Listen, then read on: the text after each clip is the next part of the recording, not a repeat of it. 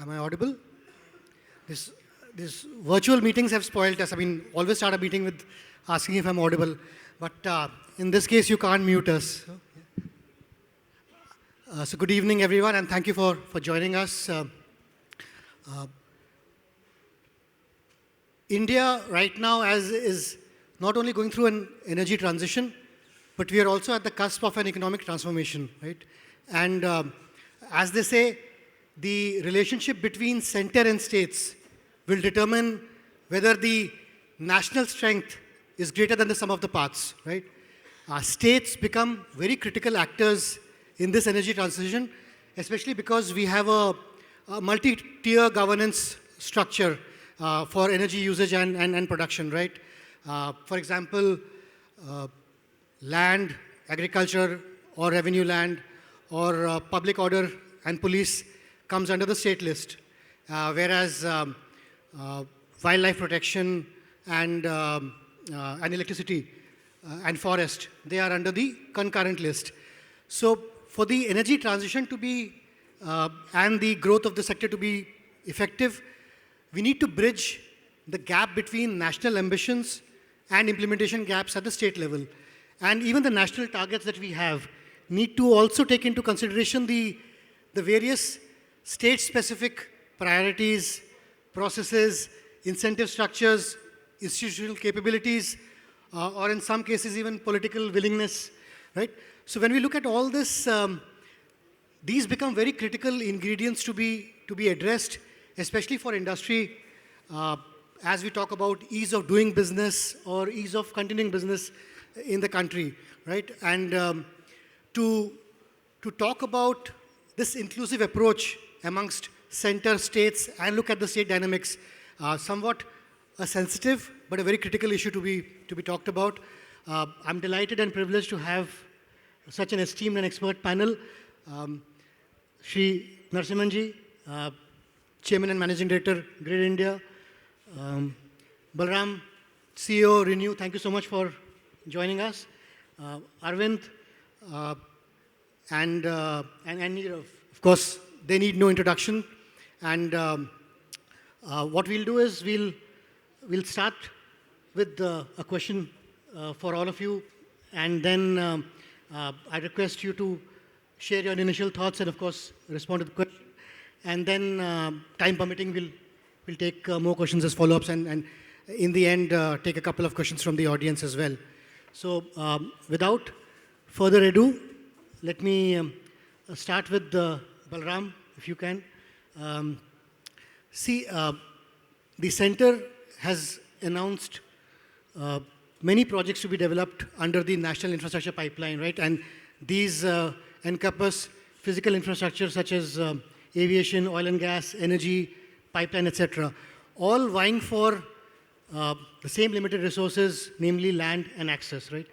And for wind energy, it is concentrated in the 7-8 windy states on the western and southern areas of India.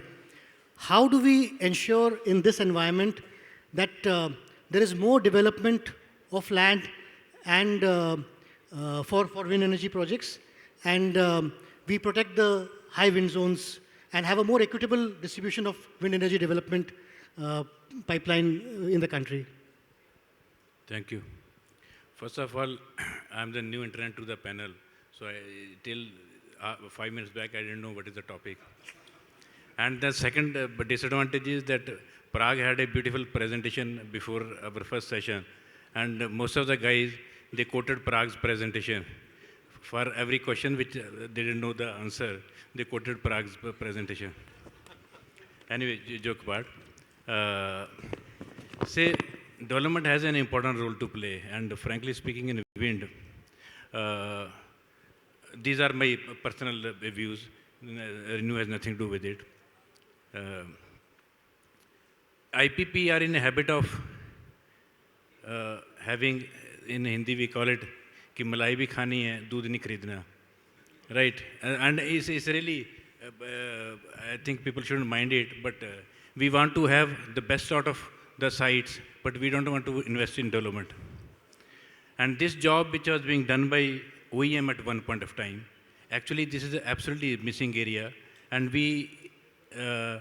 actually, nobody is working as far as development is concerned. And development is not that going and buying the land or getting the allotment. Development is finding the site, developing the site, getting the approval, measuring the wind speed over there, and then that's minimum cycle is around 3 years. OEM were doing it, but now IPPs, we are in a hurry. We want to buy it today and want to execute it tomorrow. So first of all, somebody has to work on development. Although the new developers are coming in the picture, we have to really support them so that we don't feel like that everybody is ready with the money, machine, but there is no site which it can be executed, one. And second is, I think the states, most of the states, they have not understood the urgency of this energy transition.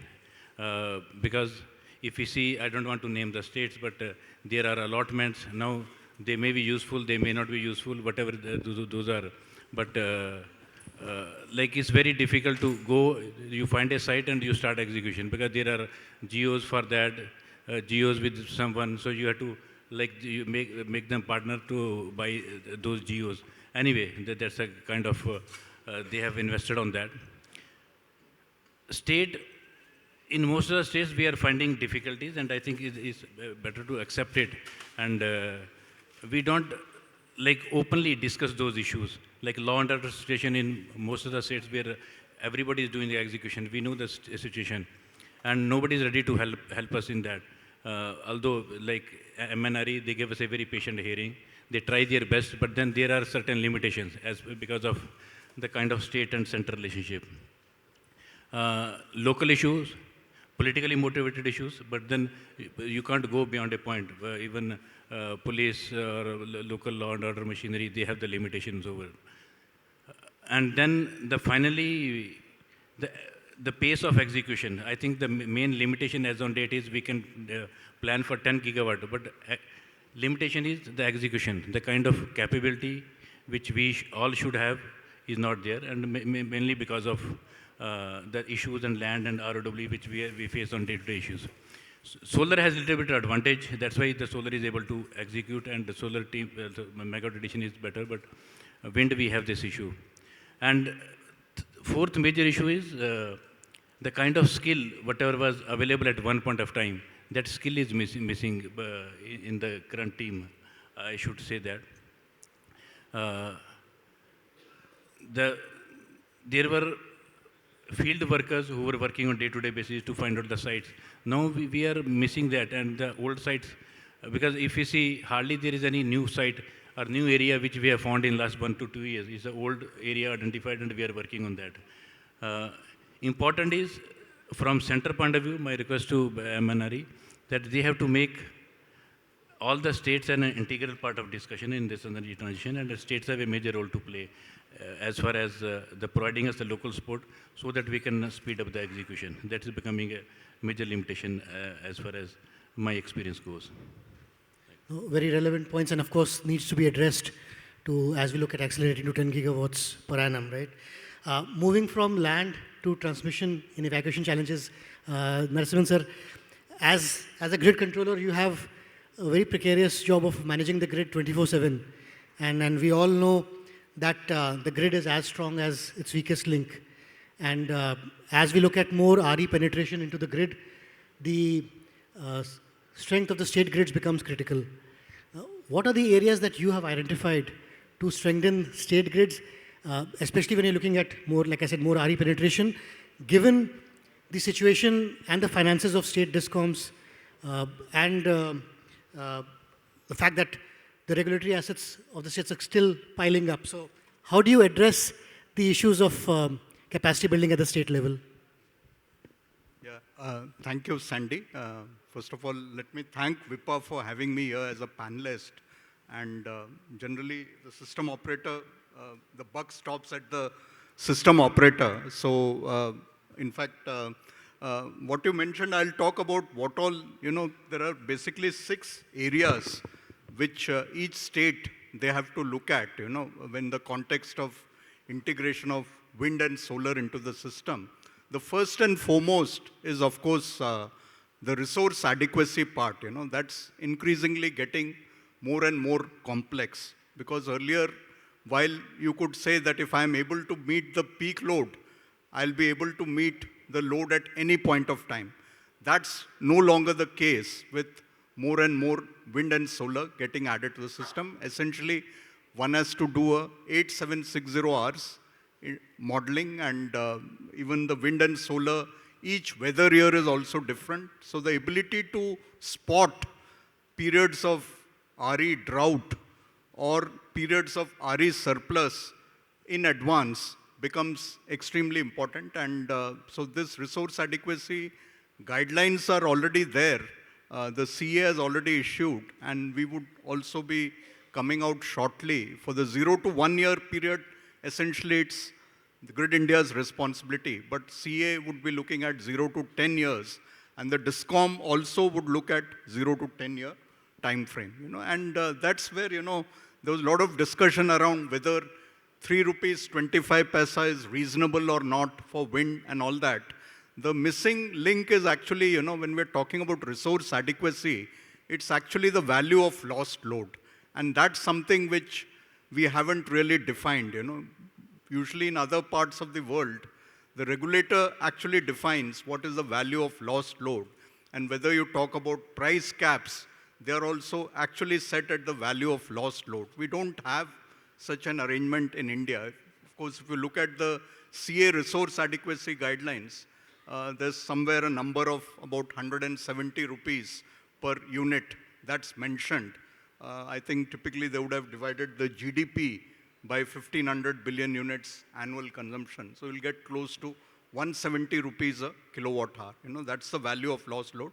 And even closer, like those who stay in cities, if a customer is shut off, then the DG set itself, we are incurring about 30 rupees a unit. So that's the value of lost load, and that should get factored in all this resource adequacy studies. And the second thing is, of course, transmission planning. So either to not much RE has come at the intrastate level. Most of the capacity addition in the last 4 years has been at the ISTS or interstate level. So the state transmission utilities, they didn't really have the challenges of queue management that the CTU had to face. But they can learn, because merely installing RE at ISTS level will not work. You'll need an equal good amount of RE at the intrastate level also. So the STUs can learn from all the mistakes that the CTU would have made. And so whatever efficient queue management that we have, other panelists earlier had mentioned that it's one of the best in the world. So that the STUs can definitely learn a lot from that. And, but from the state perspective, we now have the general network access from 1st October 23. So it's very important that the state, if they're not adding capacity within the state, they would have to import from the ISTS. So do they have adequate transmission margins? That becomes very important. If you look at Grid India's website, we are publishing what is the transfer capability of each state, and you'll be surprised to see that there are states like Karnataka, Maharashtra, Rajasthan, which have a GNA much more than what they can physically draw from the ISTS. So that's something, a lot of intrastate constraints are there, which need to be resolved. So transmission planning becomes very important. Nowadays, actually, people look only at the transmission charges. They're trying to, through various means, trying to see how they can reduce the transmission charges. But then this technical requirement of capability is there. That needs to be, you need to build sufficiently in advance so that you're able to import from any corner of the country, which is the crux of the GNA philosophy. The third is, of course, the standards, compliance to the CA standards.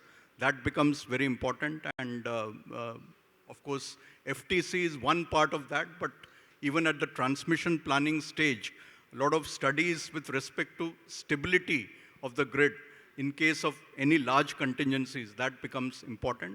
Currently, we are more bogged down in queue management, that the second part of studying the stability, that would also need to be taken up, because unlike other parts of the world, we are having a very large pocket, of RE, something like 70, 80 gigawatt would be in Rajasthan only. So the stability becomes extremely important.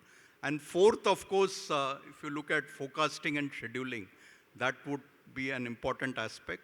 And flexibility, fifth, flexibility of the generation fleet, the coal, the hydro and gas fleet, their flexibility in terms of being able to ramp up and down fast, regulate, and also, what is the minimum uptime and downtime for these assets. That also becomes very soon we might need to prepare ourselves for two shifting also, the coal fleet. And of course, the last is, of course, the reserves, the primary, secondary, and tertiary. You have to plan for reserves, and already for the last about a year, Grid India is already putting out how much of reserves we need to tackle all the credible contingencies in the system. So some reserves have to be kept at the interstate level, and equal, if not more amount at the intrastate level. So these are the areas where the states have to work diligently, and we are closely coordinating with all the state load dispatch centers in this area. Thank you. That's very heartening to note. And we thought our WRA assessments were complex, and Rajiv, you alluded to that in your in the discussion about the inaccuracies that the industry has gone through. There is some consolation to take that transmission planning is even more complex, it seems, but the grid control team is doing a great job, so congratulations on that. Moving to open access, Arvind, to you, where you've done a commendable job in working with C&I customers. Now we've seen that open access requires the utilization of state transmission networks, which trigger imposition of additional surcharges as well, right? And also, there is a reluctance from DISCOMs to endorse open access in true spirit, at least in some states.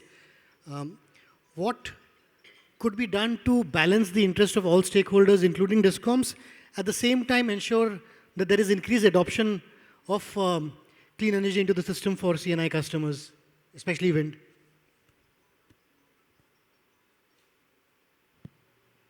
Thank you, Sandy, for the question. I think you gave the answer in the question itself, that you need to balance the interests of the DISCOMs. We need to stop making it as a zero-sum game. If you look at it in the last 7, 8 years, the DISCOMs got flogged for payment issues. And because of that one issue, everything was painted as wrong with the DISCOMs. The mindset of the industry, as well as the regulators at both the center and state levels, was that DISCOMs are bad. A lot of stuff was done to reform that. LPS rules came in, but as it happens, whenever you try to solve something, the pendulum swings to the extreme. And the pendulum didn't stop at stop at the LPS rules, but has continued to harm the DISCOMs from a regulatory structure. DISCOMs have a big issue in handling the variability of the load. And let's face it, that the DISCOMs face the customers, right? The regulators don't face the customers.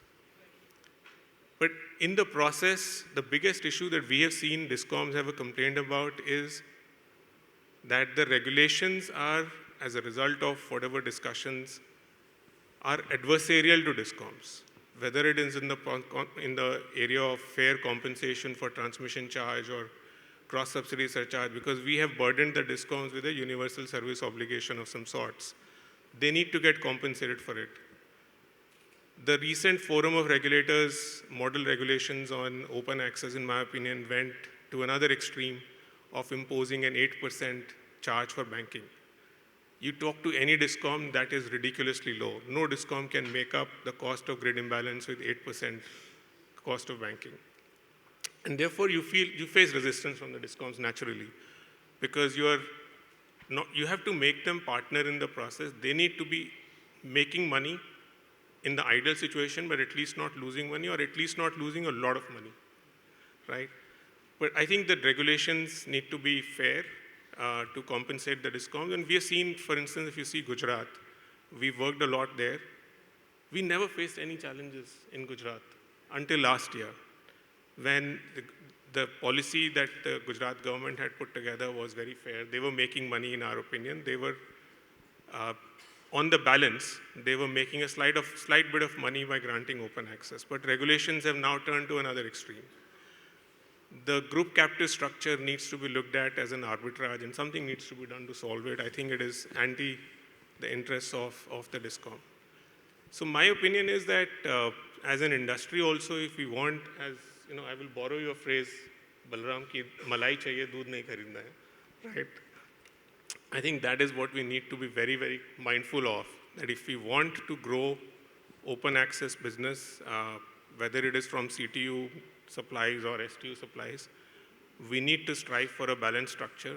We need to realize that we can't impose pain on DISCOMs as their, in true spirit, are partners because they carry the electricity to our consumers. We can't do that on our own. Thank you. Thank you. Very fair point. It has to be equitable. It has to be, can't be a zero-sum game, as you said, and we can't inflict pain. That brings me to you, Neerav. We, as industry, as IPPs, feel pain at one level, especially on land, right? And that's why I come back after the point that we discussed with Balram to you as well. On land is a very contentious issue, and with various processes and procedures, and very state-specific, right? With land getting scarce and project timelines getting squeezed. What, in your opinion, could be 2 or 3 very fundamental changes in land laws that could be undertaken to ensure quick RE development for the industry? I think Parag put that in his presentation. Just kidding. No, that's a good question. Look, I think everybody's talked a lot about many things that have gone really right and really well for the industry over the last 15 odd years, and the amount of capacities that still need to be implemented over the next 6 or 10 years. We're talking about huge, massive amounts of land. So just to put some numbers into perspective, if you talk about a 300 megawatt project, that's with today's turbine sizes, we are talking about 100 turbines for 300 megawatts.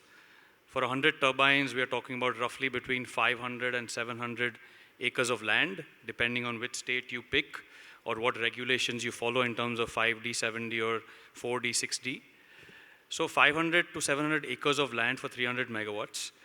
And land ownership being so fragmented in our country, that usually translates, in my experience from what I've seen, anywhere between another 500 to 1,000 landowners, if you're talking about private landowners. And that's just 300 megawatts we're talking about. So for a gigawatt, we're talking about roughly 2,000 acres of land. So if we have to do 6 gigawatts a year or 10 gigawatts a year, just do the arithmetic, and we are talking about very massive amounts of land that has to be bought in a very compressed amount of time. And here is where the development process is a little different in the Western developed world. I'm not even taking the Chinese example here, but there's a very distinct line between what is development and what is construction. And that gives people in the developed markets a very clear runway as to, over the next 12 months, I'm only going to do land, and then once my land process is complete, I go to FC, my FID is done, my FC is done, my debt gets drawn down, and I go to construction and commissioning. And these are very distinct phases of the project life cycle. But in our situation, we have a situation where in 24 months, you have to do everything from pre-development to contracting to construction and commissioning. And so your land process itself usually for such large amounts of land takes anywhere between 12 to 18 months.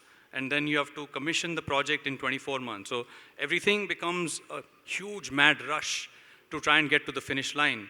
And as a consequence of that, all the stakeholders end up feeling the sharp end of the stick, right from the landowner to the IPP, to the debt disbursement, to the off-taker, and everybody gets shortchanged in the process. So what can we do differently?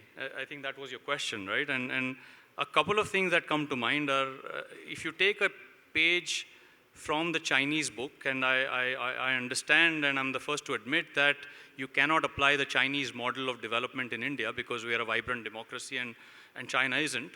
But just because we are a vibrant democracy doesn't preclude us from having some uniformity in processes, rules, and regulations across states. And what I mean by that is that, you know, basic things like the land acquisition process, the conversion process from non-agricultural to agriculture, the perfection of security process across lenders. These are all very different in different states, and that adds to the complexity of the whole situation. Add to that the fact that the land records that we have are not very well stored or digitized, and every sub-region, even in a state, will have its own set of rules and processes, and that also elongates the process time that is required for land acquisition. So trying to get some uniformity first at the state level would be good. Between SROs, for example, between district collectors, that would be a good thing. And one way to, one idea that I have to probably try and do that, and the MNRE has been quite instrumental in bringing the states to the table, is that in our monthly discussions that we have with the MNRE, if we can have a nodal officer from the state kind of participate in there, so we have real-time feedback that the industry gives, and we have real-time feedback from that nodal officer, I think that will help oil this process a little bit better and accelerate the process of land acquisition. And also probably help with the law and order situation that Balram mentioned, which is also becoming, you know, part and parcel of that whole land complex issue. No, absolutely. Land execution challenges and ROW issues are contributing adversely to timely development of and commissioning of projects. Whereas industry, while we are committed to execute despite these challenges, another issue that comes up is the delays in, and we talked about this earlier in Parag's presentation as well, is the first-time charging issues and issues around streamlining the trial runs. So I'll come to you, Narasimhan sir. What, in your view, could be some suggestions to resolve, especially when the industry is committed to comply and providing undertakings to maintain and ensure compliance of the grid as well? While we are struggling to meet the timelines of commissioning as per PPA, also meet the targets we've set for ourselves as industry, and Secretary sir, he mentioned this a couple of times in his address about we still have 1.5 months to complete the year and see if we can scale up and move the needle in terms of meeting targets. So that's the pressure we're working with. And in that context, how can we resolve and support the industry through FTC and trial run ease? Yeah, thanks Sandy for that question. This was expected. Actually, I'm a bit, worried as to why the first-time charging is being seen as a showstopper. After all, it should not, because we are responsible for maintaining reliability of the grid. And reliability, as we all know, has two components: the adequacy, which means we need capacity, and second part is security. That is how that equipment would behave in case of contingencies, any equipment that we install. Because after all, if you go back to 2007, when the CA technical standards were first notified, the purpose of these technical standards is twofold. One, any new equipment that is getting connected to the grid should not impact the grid adversely. At the same time, the grid should not impact the equipment being connected adversely. So it's a two-way kind of, the objective. And we are there to ensure that, because we are responsible for reliability. We also need capacity to come. And what can be more alarming is that in the month of January, when actually the coal fleet generation should have been minimum during the high solar hours, it was actually the maximum. which clearly goes to show that not enough capacity, solar capacity has come into the system. Okay, so FTC, we are also equally conscious, and our team works day and night to ensure that whatever expeditious way we can allow, we are doing that, And actually, it wouldn't have been that much of a problem if we're talking about just 10 to 15 megawatt RE being installed at one place. But we are actually talking about gigawatt scale, 10 gigawatt, 20 gigawatt scale.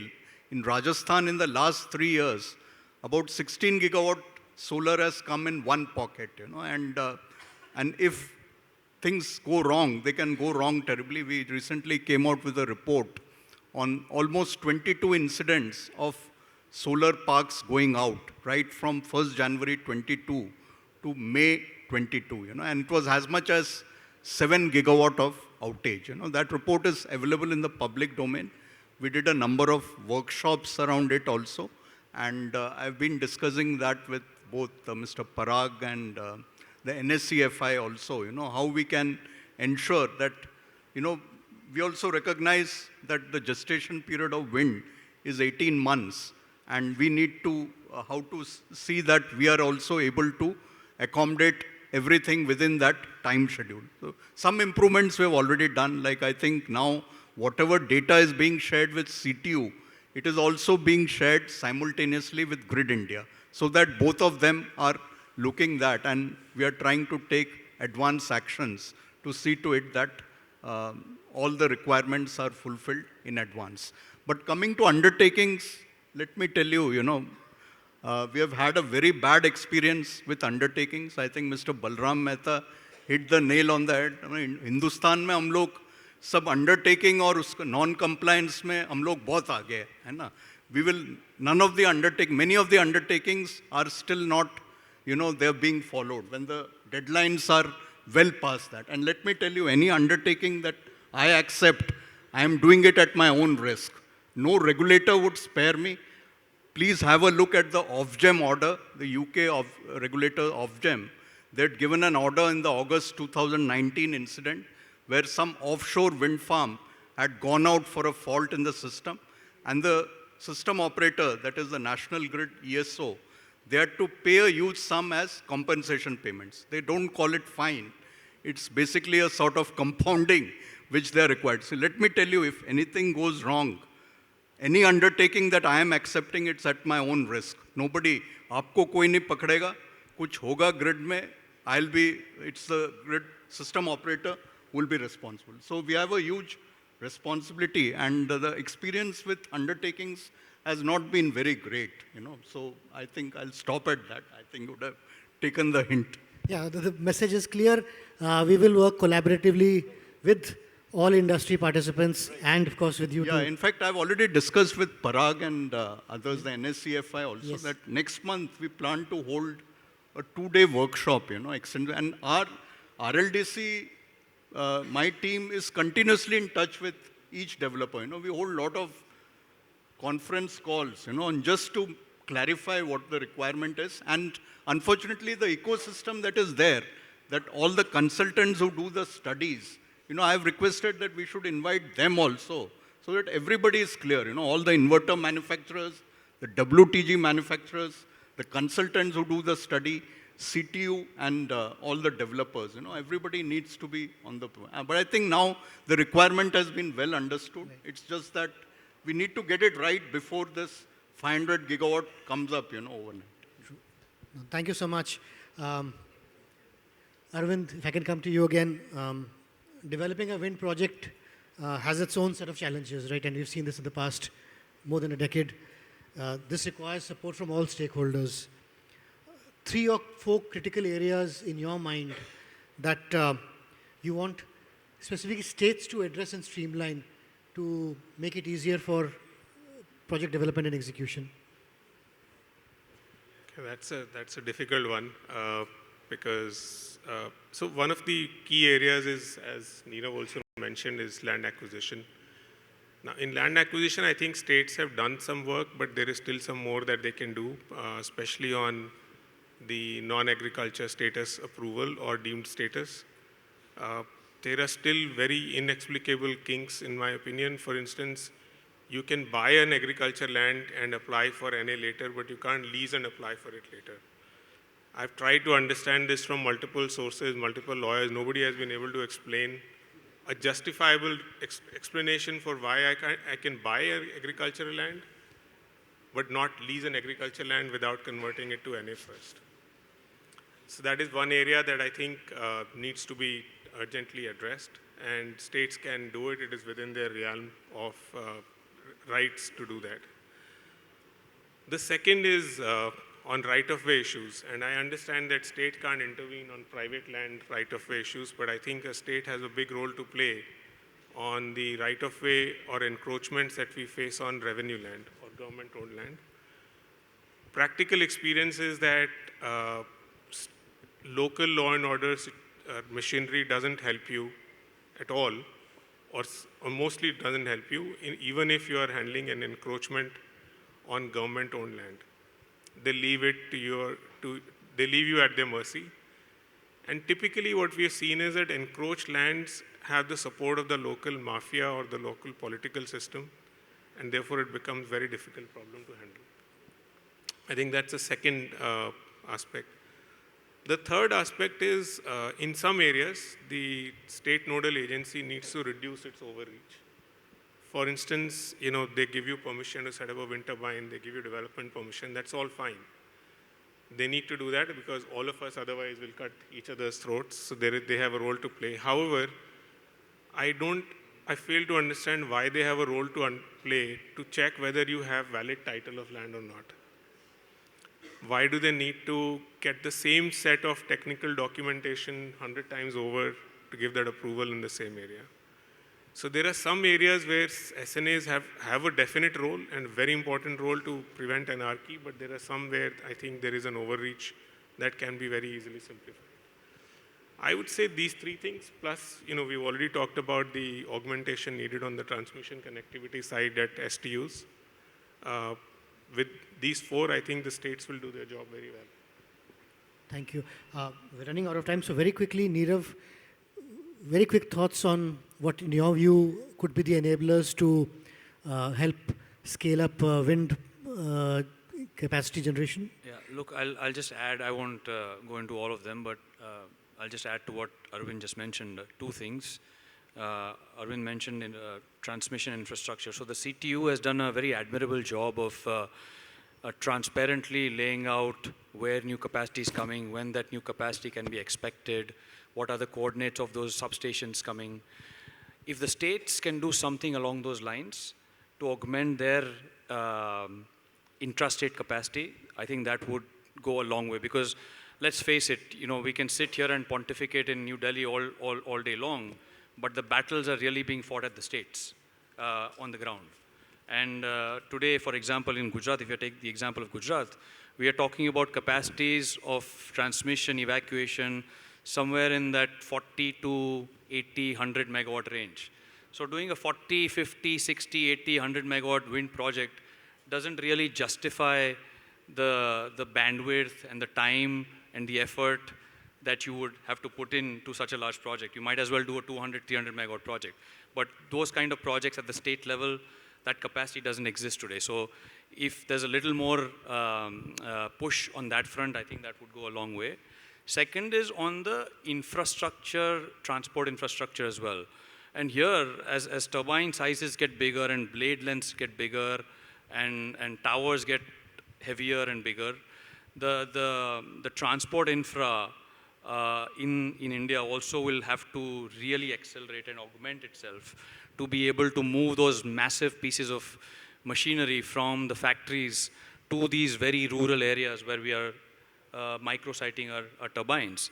And what does that involve? It involves widening of bell mouths, it involves building new roads, ensuring that cranes and large trailers can take the requisite amount of turns and go into those locations, cross the railway crossings, et cetera, et cetera. So that whole infrastructure will also have to, the transport infrastructure will have to be augmented as well.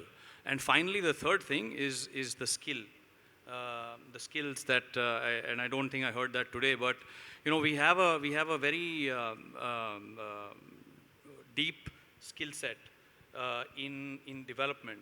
But when it comes to actually analyzing operational data of wind farms and kind of feeding that analysis back into our operations, and this goes to Narasimhan sir's point about how do you ensure security and adequacy of the grid, and ensuring that energy, that inform energy kind of injects into the system without really causing too much of an issue in the security of the grid.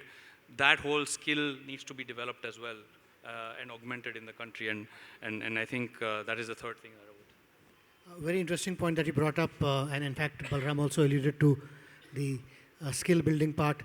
Of course, we haven't focused much on that in the discussions, but as we look at the energy transition moving away from fossil fuel and a whole economy relying on the coal mining industry, and as we develop the renewable energy sector, we need to upskill the workforce and make sure that, and it reminds me that we really need this whole energy transition to be based on FDI, not foreign direct investment only, but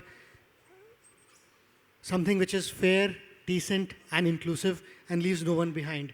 So maybe on that note, we can call the discussion to a close. We can quickly take maybe one or two questions in the audience if anybody has any thoughts to share. Or maybe we are... Oh, Parag, thank you. Can we have a mic for Parag, please? You can't say your comment is already in the presentation, Parag. Question is to Narasimhan sir. So we all are really facing a lot of issues related to FTC. Right.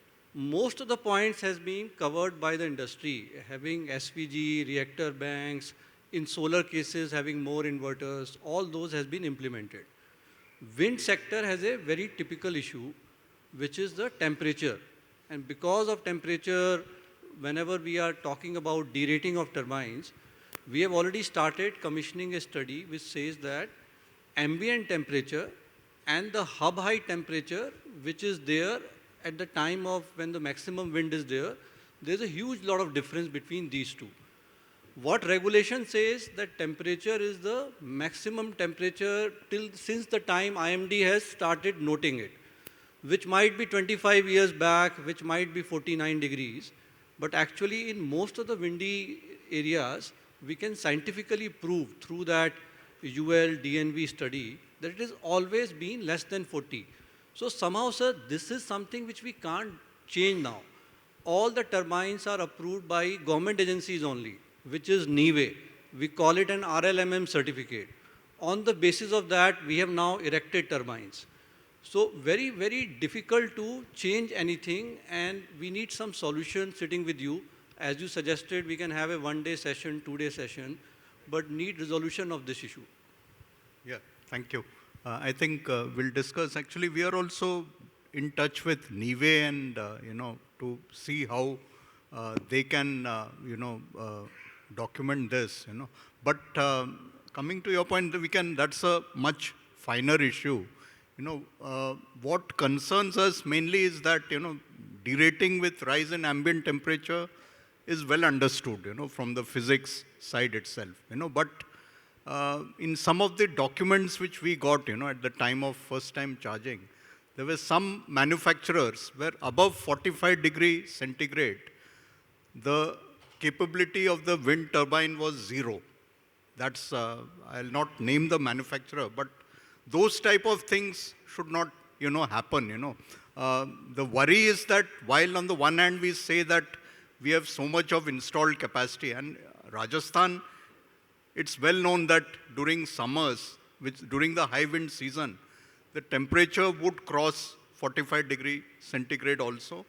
Even though there is wind, the temperature is also high. Even those, we have the temperature as well as the wind speed data to show that there are a good number of hours when you have the temperature above 45 degrees centigrade. So we should not that day when you had visited, I had just said, I should not be left holding only the nameplate, and there's nothing behind to actually, So that's one cause of worry. And regarding this finer issue of what should be the norm to be followed, that's something which we'll need to discuss with CA and, bodies like 𝐤𝐬𝐜 to see that. But then this part also has to be understood, When we say that we have so much gigawatt of wind, then when actually the wind blows, you can't be having zero generation. That's something. Sir, this is not the, for discussion, but say everything will depend on scheduling forecasting. Whenever we are scheduling energy for the next 24 hours, we know that for these many hours the temperature will be more, and it's minor change. I don't think there are many hours where there will be zero if wind is there. So that will be covered through scheduling forecasting. So as far as grid is concerned, we will only say that this much power we can pump in next 24 hours. So that has nothing to do with the that's fine, nameplate capacity. It's basically then a resource adequacy issue.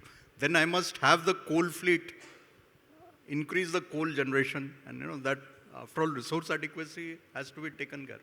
And if you have it for many days, then it raises serious questions, whether you have the capacity.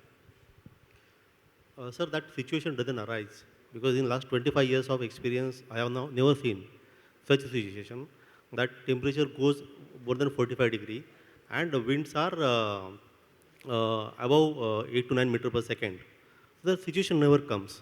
So basically when the winds are good, the temperature are going to be low, and then at that particular hub height, we don't get that generation. So curtailment hardly we have seen. We have done this study. Maybe few hours situation must arise, but this is not the common phenomenon. We can discuss that. I just wanted to share that. That's one. Right. I think we've run completely out of time. One last question, otherwise, okay. No. So we'll close this with the hope and aspiration that the wind continues to blow and let the power be with all of us. So thank you so much, Narasimhan, Balram, Arvind, Neerav, for a fantastic and enriching session. Thank you so much, everybody, for your patience. Request the panelists to still be seated. A very insightful session with a strong call for center-state bhagidari for consistent policy implementation and business continuity. Thank you, panelists. Request Mr. Sandy Khera to present our panelists with a token of gratitude.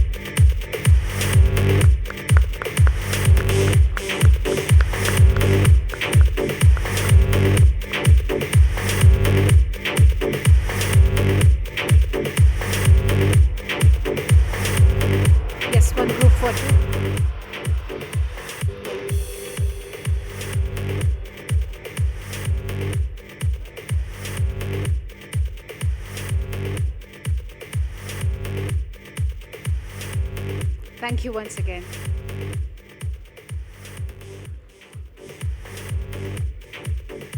We have come to the last stretch of our celebrations tonight. We would like to recognize and felicitate certain professionals from across the wind industry in this segment.